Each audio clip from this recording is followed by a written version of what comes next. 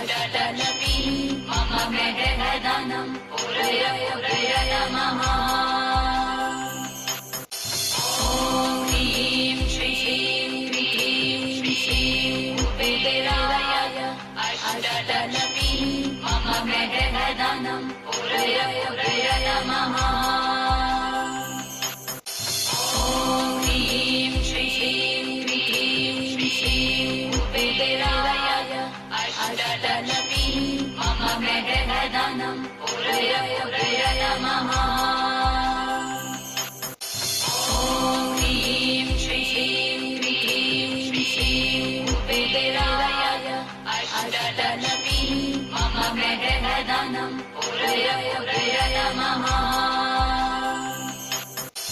ॐ ह्रीं श्रीं क्रीं श्रीं उपदेवाय अष्टलपि मम ग्रहदानं पूरय पूरय मम। ॐ ह्रीं श्रीं क्रीं श्रीं उपदेवाय अष्टलपि मम ग्रहदानं पूरय पूरय मम।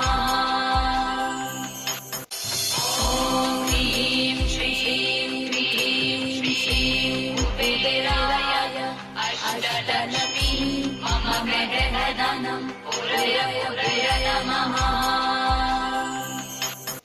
ॐ ह्रीं श्रीं क्रीं श्रीं उपदेवाय अष्टलपि मम ग्रहदानं पूरय पूरय मम। ॐ ह्रीं श्रीं क्रीं श्रीं उपदेवाय अष्टलपि मम ग्रहदानं पूरय पूरय मम। ॐ ह्रीं श्रीं क्रीं श्रीं उपदेवाय अष्टलपि मम ग्रहदानं पूरय पूरय मम। ॐ ह्रीं श्रीं क्रीं श्रीं उपदेवाय अष्टलपि मम ग्रहदानं पूरय पूरय मम। ॐ ह्रीं श्रीं क्रीं श्रीं उपदेवाय अष्टलपि मम ग्रहदानं पूरय पूरय मम। ॐ ह्रीं श्रीं क्रीं श्रीं उपदेवाय अष्टलपि मम ग्रहदानं पूरय पूरय मम। ॐ ह्रीं श्रीं क्रीं श्रीं उपदेवाय अष्टलपि मम ग्रहदानं पूरय पूरय मम। ॐ ह्रीं श्रीं क्रीं श्रीं उपदेवाय अष्टलपि मम ग्रहदानं पूरय पूरय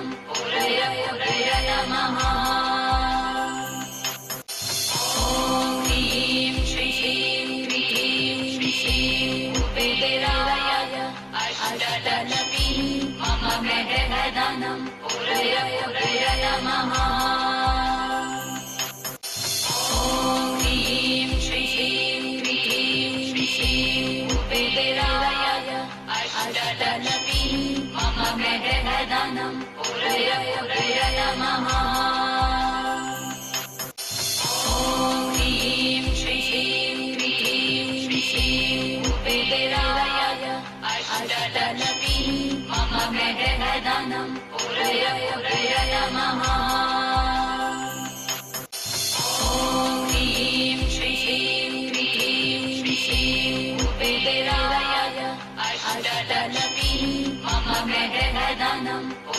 नमः। ॐ ह्रीं श्रीं क्रीं श्रीं उपदेराय अष्टलक्ष्मी मम ग्रहधनं पुरय नमः। ॐ ह्रीं श्रीं क्रीं श्रीं उपदेराय अष्टलक्ष्मी मम ग्रहधनं पुरय नमः। ॐ ह्रीं श्रीं क्रीं श्रीं उपदेराय अष्टलक्ष्मी मम ग्रहधनं पुरय नमः। ॐ ह्रीं श्रीं क्रीं श्रीं उपदेराय अष्टलक्ष्मी मम ग्रहधनं पुरय नमः। ॐ ह्रीं श्रीं क्रीं श्रीं उपदेराय अष्टलक्ष्मी मम ग्रहधनं पुरय नमः। ॐ ह्रीं श्रीं क्रीं श्रीं उपदेराय अष्टलक्ष्मी मम ग्रहधनं पुरय नमः। ॐ ह्रीं श्रीं क्रीं श्रीं उपदेराय अष्टलक्ष्मी मम ग्रहधनं पुरय नमः। ॐ ह्रीं श्रीं क्रीं श्रीं उपदेराय अष्टलक्ष्मी मम ग्रहधनं पुरय नमः। ॐ ह्रीं श्रीं क्रीं श्रीं उपदेराय अष्टलक्ष्मी मम ग्रहधनं पुरय नमः। ॐ ह्रीं श्रीं क्रीं श्रीं उपदेराय अष्टलक्ष्मी मम ग्रहधनं पुरय नमः। ॐ ह्रीं श्रीं क्रीं श्रीं उपदेराय अष्टलक्ष्मी मम ग्रहधनं पुरय नमः। ॐ ह्रीं श्रीं क्रीं श्रीं उपदेराय अष्टलक्ष्मी मम ग्रहधनं पुरय नमः। ॐ ह्रीं श्रीं क्रीं श्रीं उपदेराय अष्टलक्ष्मी मम ग्रहधनं पुरय नमः। ॐ ह्रीं श्रीं क्रीं श्रीं उपदेराय अष्टलक्ष्मी मम ग्रहधनं पुरय नमः। ॐ ह्रीं श्रीं क्रीं श्रीं उपदेराय अष्टलक्ष्मी मम ग्रहधनं पुरय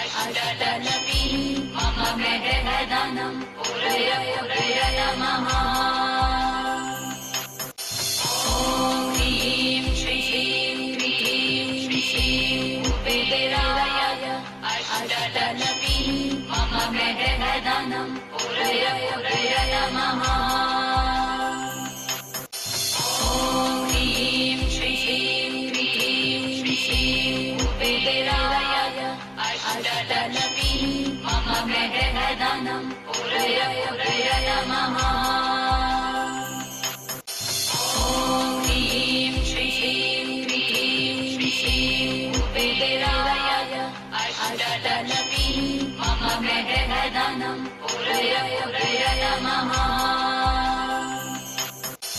ॐ ह्रीं श्रीं क्रीं श्रीं उपदेराय अष्टलक्ष्मी मम ग्रहधनं पुरय नमः।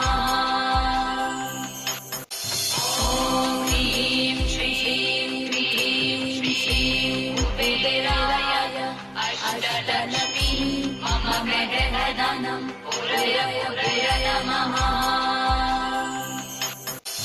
ॐ ह्रीं श्रीं क्रीं श्रीं उपदेराय अष्टलक्ष्मी मम ग्रहधनं पुरय नमः। ॐ ह्रीं श्रीं क्रीं श्रीं उपदेराय अष्टलक्ष्मी मम ग्रहधनं पुरय नमः।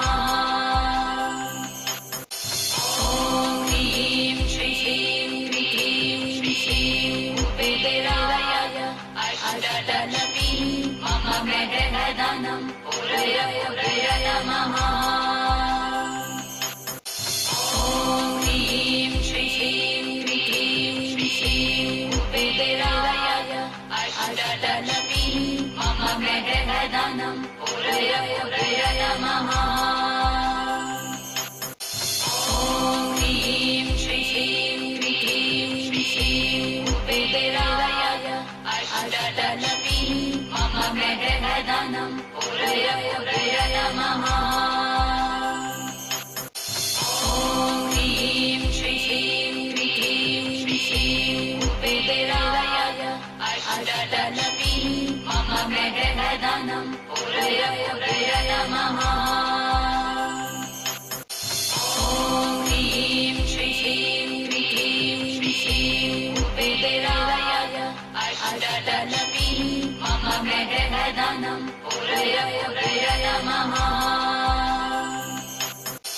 ॐ ह्रीं श्रीं क्रीं श्रीं उपदेराय अष्टलक्ष्मी मम ग्रहधनं पुरय नमः। ॐ ह्रीं श्रीं क्रीं श्रीं उपदेराय अष्टलक्ष्मी मम ग्रहधनं पुरय नमः। ॐ ह्रीं श्रीं क्रीं श्रीं उपदेराय अष्टलक्ष्मी मम ग्रहधनं पुरय नमः। ॐ ह्रीं श्रीं क्रीं श्रीं उपदेराय अष्टलक्ष्मी मम ग्रहधनं पुरय नमः। ॐ ह्रीं श्रीं क्रीं श्रीं उपदेराय अष्टलक्ष्मी मम ग्रहधनं पुरय नमः। ॐ ह्रीं श्रीं क्रीं श्रीं उपदेराय अष्टलक्ष्मी मम ग्रहधनं पुरय नमः। ॐ ह्रीं श्रीं क्रीं श्रीं उपदेराय अष्टलक्ष्मी मम ग्रहधनं पुरय नमः। ॐ ह्रीं श्रीं क्रीं श्रीं उपदेराय अष्टलक्ष्मी मम ग्रहधनं पुरय नमः। ॐ ह्रीं श्रीं क्रीं श्रीं उपदेराय अष्टलक्ष्मी मम ग्रहधनं पुरय नमः। ॐ ह्रीं श्रीं क्रीं श्रीं उपदेराय अष्टलक्ष्मी मम ग्रहधनं पुरय नमः।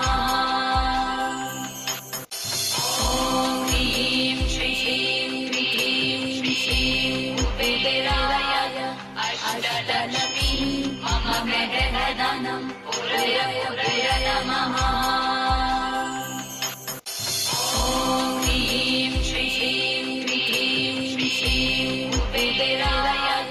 अष्टलक्ष्मी मम ग्रहदानं पूरय पूरय नमः। ॐ ह्रीं श्रीं क्रीं श्रीं उपदेवाय अष्टलक्ष्मी मम ग्रहदानं पूरय पूरय नमः। ॐ ह्रीं श्रीं क्रीं श्रीं उपदेवाय अष्टलक्ष्मी मम ग्रहदानं पूरय पूरय नमः। ॐ ह्रीं श्रीं क्रीं श्रीं उपदेवाय अष्टलक्ष्मी मम ग्रहदानं पूरय पूरय नमः।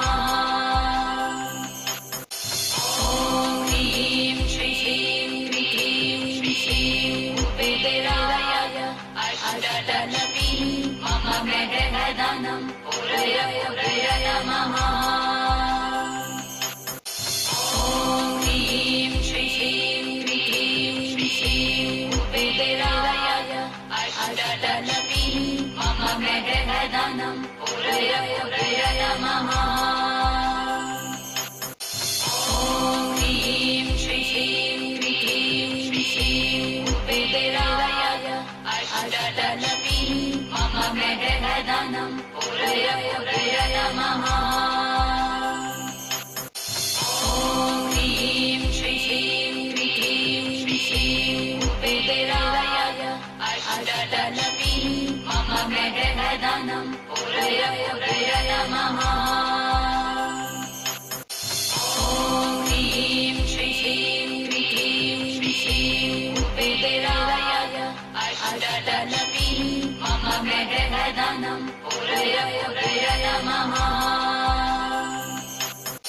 ॐ ह्रीं श्रीं क्रीं श्रीं उपदेवाय अष्टलक्ष्मी मम ग्रहदानं पूरय पूरय नमः। ॐ ह्रीं श्रीं क्रीं श्रीं उपदेवाय अष्टलक्ष्मी मम ग्रहदानं पूरय पूरय नमः।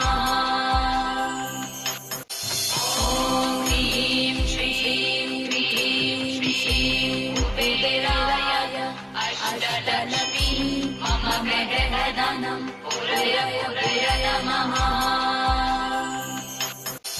ॐ ह्रीं श्रीं क्रीं श्रीं उपदेवाय अष्टलक्ष्मी मम ग्रहदानं पूरय पूरय नमः।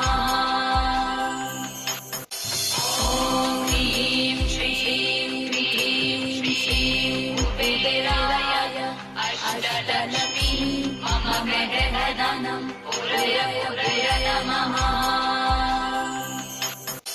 ॐ ह्रीं श्रीं क्रीं श्रीं उपदेवाय अष्टलक्ष्मी मम ग्रहदानं पूरय पूरय नमः।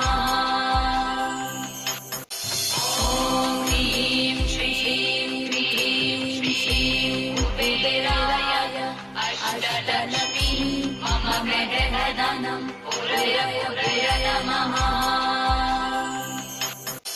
ॐ ह्रीं श्रीं क्रीं श्रीं उपदेवाय अष्टलक्ष्मी मम ग्रहदानं पूरय पूरय नमः। ॐ ह्रीं श्रीं क्रीं श्रीं उपदेवाय अष्टलक्ष्मी मम ग्रहदानं पूरय पूरय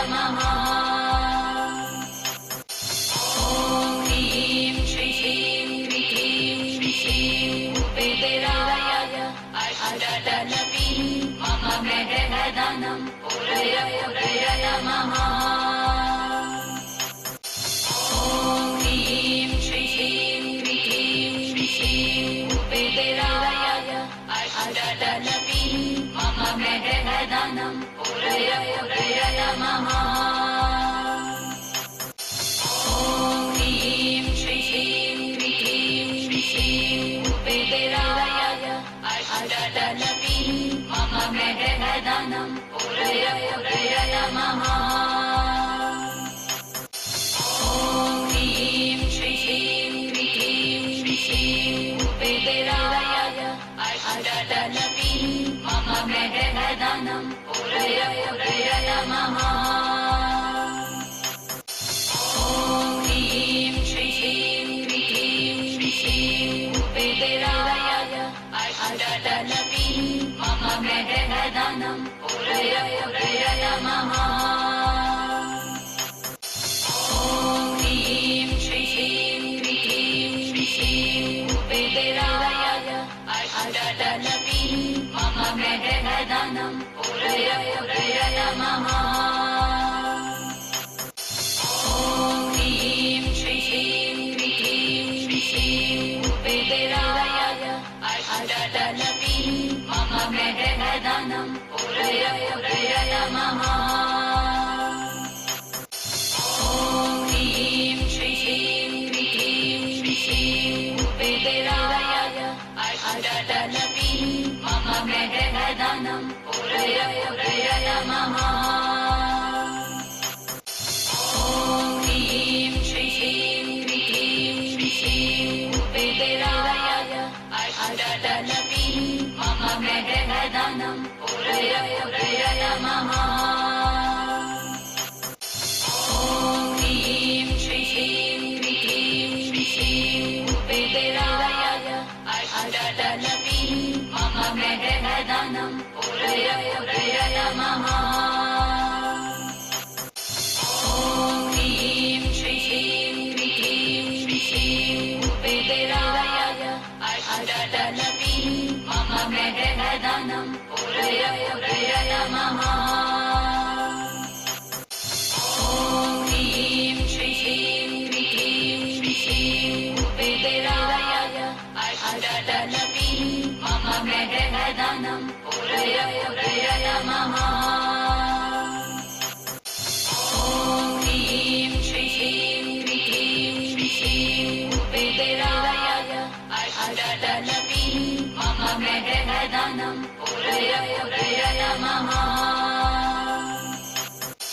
ॐ ह्रीं श्रीं क्रीं श्रीं वेदराय अष्टलक्ष्मी मम मेघधनं पुरय नमः। ॐ ह्रीं श्रीं क्रीं श्रीं वेदराय अष्टलक्ष्मी मम मेघधनं पुरय नमः। ॐ ह्रीं श्रीं क्रीं श्रीं वेदराय अष्टलक्ष्मी मम मेघधनं पुरय नमः। ॐ ह्रीं श्रीं क्रीं श्रीं वेदराय अष्टलक्ष्मी मम मेघधनं पुरय नमः। ॐ ह्रीं श्रीं क्रीं श्रीं वेदराय अष्टलक्ष्मी मम मेघधनं पुरय नमः। ॐ ह्रीं श्रीं क्रीं श्रीं वेदराय अष्टलक्ष्मी मम मेघधनं पुरय नमः। ॐ ह्रीं श्रीं क्रीं श्रीं वेदराय अष्टलक्ष्मी मम मेघधनं पुरय नमः। ॐ ह्रीं श्रीं क्रीं श्रीं वेदराय अष्टलक्ष्मी मम मेघधनं पुरय नमः। ॐ ह्रीं श्रीं क्रीं श्रीं वेदराय अष्टलक्ष्मी मम मेघधनं पुरय नमः। ॐ ह्रीं श्रीं क्रीं श्रीं वेदराय अष्टलक्ष्मी मम मेघधनं पुरय नमः।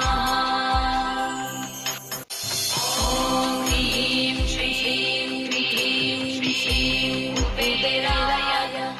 अष्टलपि मम ग्रहदानं पूरय पूरय मम ॐ ह्रीं श्रीं क्रीं श्रीं उपदेराय अष्टलपि मम ग्रहदानं पूरय पूरय मम ॐ ह्रीं श्रीं क्रीं श्रीं उपदेराय अष्टलपि मम ग्रहदानं पूरय पूरय मम ॐ ह्रीं श्रीं क्रीं श्रीं उपदेराय अष्टलपि मम ग्रहदानं पूरय पूरय मम ॐ ह्रीं श्रीं क्रीं श्रीं उपदेराय अष्टलपि मम ग्रहदानं पूरय पूरय मम ॐ ह्रीं श्रीं क्रीं श्रीं उपदेराय अष्टलपि मम ग्रहदानं पूरय पूरय मम ॐ ह्रीं श्रीं क्रीं श्रीं उपदेराय अष्टलपि मम ग्रहदानं पूरय पूरय मम ॐ ह्रीं श्रीं क्रीं श्रीं उपदेराय अष्टलपि मम ग्रहदानं पूरय पूरय मम ॐ ह्रीं श्रीं क्रीं श्रीं उपदेराय अष्टलपि मम ग्रहदानं पूरय पूरय मम ॐ ह्रीं श्रीं क्रीं श्रीं उपदेराय अष्टलपि मम ग्रहदानं पूरय पूरय मम ॐ ह्रीं श्रीं क्रीं श्रीं उपदेराय अष्टलपि मम ग्रहदानं पूरय पूरय मम ॐ ह्रीं श्रीं क्रीं श्रीं उपदेराय अष्टलपि मम ग्रहदानं पूरय पूरय मम ॐ ह्रीं श्रीं क्रीं श्रीं उपदेराय अष्टलपि मम ग्रहदानं पूरय पूरय मम ॐ ह्रीं श्रीं क्रीं श्रीं उपदेराय अष्टलपि मम ग्रहदानं पूरय पूरय मम ॐ ह्रीं श्रीं क्रीं श्रीं उपदेराय अष्टलपि मम ग्रहदानं पूरय पूरय मम ॐ ह्रीं श्रीं क्रीं श्रीं उपदेराय अष्टलपि मम ग्रहदानं पूरय पूरय मम ॐ ह्रीं श्रीं क्रीं श्रीं उपदेराय अष्टलपि मम ग्रहदानं पूरय पूरय मम ॐ ह्रीं श्रीं क्रीं श्रीं उपदेराय अष्टलपि मम ग्रहदानं पूरय पूरय मम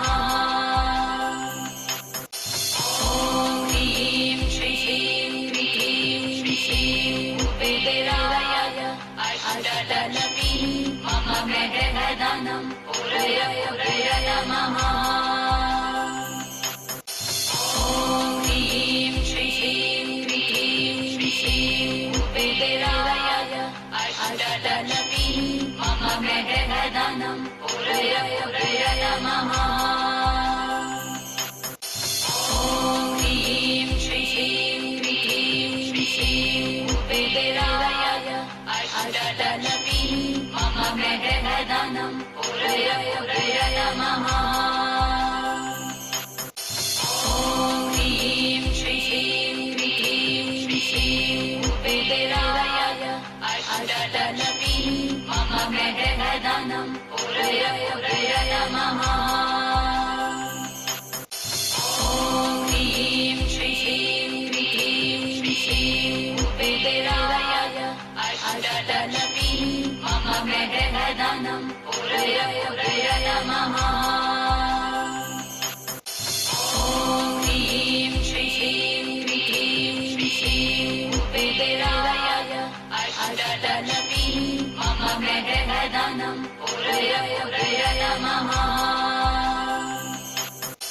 ॐ ह्रीं श्रीं क्रीं श्रीं उपदेवाय अष्टलक्ष्मी मम ग्रहदानं पुरय नमः। ॐ ह्रीं श्रीं क्रीं श्रीं उपदेवाय अष्टलक्ष्मी मम ग्रहदानं पुरय नमः। ॐ ह्रीं श्रीं क्रीं श्रीं उपदेवाय अष्टलक्ष्मी मम ग्रहदानं पुरय नमः। ॐ ह्रीं श्रीं क्रीं श्रीं उपदेवाय अष्टलक्ष्मी मम ग्रहदानं पुरय नमः। ॐ ह्रीं श्रीं क्रीं श्रीं उपदेवाय अष्टलक्ष्मी मम ग्रहदानं पुरय नमः। ॐ ह्रीं श्रीं क्रीं श्रीं उपदेवाय अष्टलक्ष्मी मम ग्रहदानं पुरय नमः। ॐ ह्रीं श्रीं क्रीं श्रीं उपदेवाय अष्टलक्ष्मी मम ग्रहदानं पुरय नमः। ॐ ह्रीं श्रीं क्रीं श्रीं उपदेवाय अष्टलक्ष्मी मम ग्रहदानं पुरय नमः। ॐ ह्रीं श्रीं क्रीं श्रीं उपदेवाय अष्टलक्ष्मी मम ग्रहदानं पुरय नमः। ॐ ह्रीं श्रीं क्रीं श्रीं उपदेवाय अष्टलक्ष्मी मम ग्रहदानं पुरय नमः। ॐ ह्रीं श्रीं क्रीं श्रीं उपदेवाय अष्टलक्ष्मी मम ग्रहदानं पुरय नमः। ॐ ह्रीं श्रीं क्रीं श्रीं उपदेवाय अष्टलक्ष्मी मम ग्रहदानं पुरय नमः। ॐ ह्रीं श्रीं क्रीं श्रीं उपदेवाय अष्टलक्ष्मी मम ग्रहदानं पुरय